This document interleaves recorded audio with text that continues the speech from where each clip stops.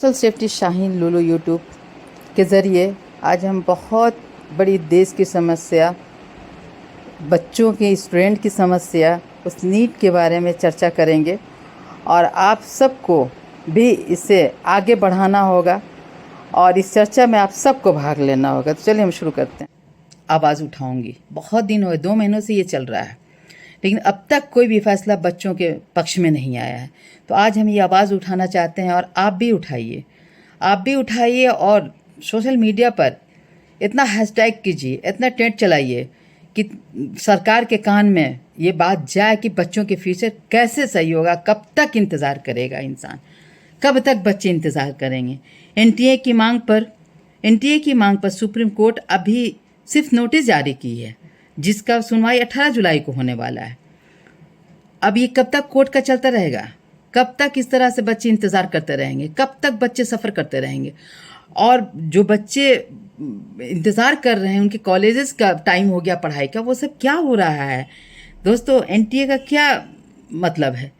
National testing agency है, ये entrance exam लेती है, इसके बाद कॉलेजेस मिलते हैं। एनटीए पर सरकार अब तक सीबीआई जांच, एसआईटी जांच जो करा रही है, एनटीए पर जांच तो नहीं हो रहा है। ये सब छोटे छोटे मुर्गों पर जांच हो रहा है।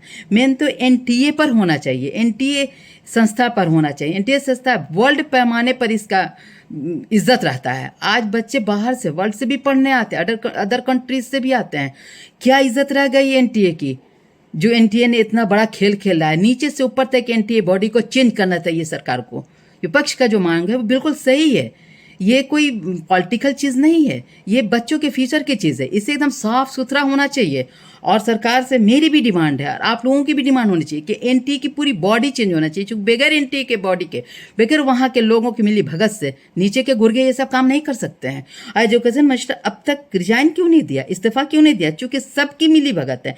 एनटीए में अभी एफिडेविट फाइल किया गया, क्यों इससे पहले एफिडेविट नहीं दिया गया था?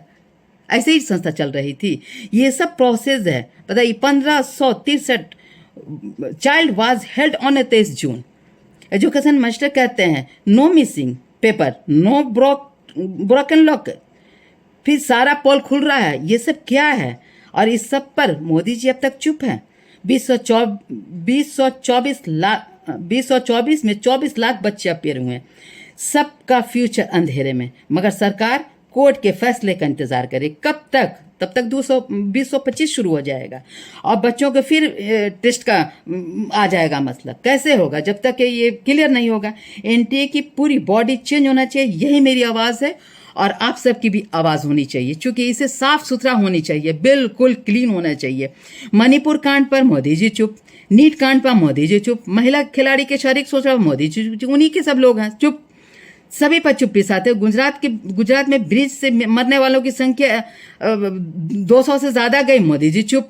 हाथरस कांड पर मोदी जी चुप। जाने जा रही हैं और इंसान की जान की कोई कीमत नहीं है। मोदी जी की चुप की बहुत बड़ी कीमत है।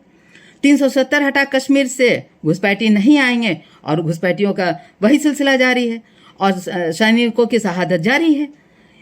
चाइना, नेपाल जमीन कब्जा कर रहा है, बस्ती बसा लिया, मोदी जी चुप। कोई नहीं आया, कोई नहीं हमारी जमीन कब्जा किया। जनता ने बता दिया इस बार 2024 में कि आप अपने आप को सुधार लो। तीसरी बार फिर आपने सरकार बनाया तो आप सुधार लीजिए। और हाथरस कांड पर बाबा ने कहाँ से फंडिंग की, उसकी भी जांच बैठानी चाहिए। तो ये मेरी आवाज़ है। आपको अच्छा, बच्चों के फ्यूचर पर आवाज़ उठाइए, बुलंद कीजिए आवाज़ सोशल मीडिया से। यही मेरी दरख्वास्त है आप सबसे। शेयर कीजिए, लाइक कीजिए। जय हिंद, जय भारत।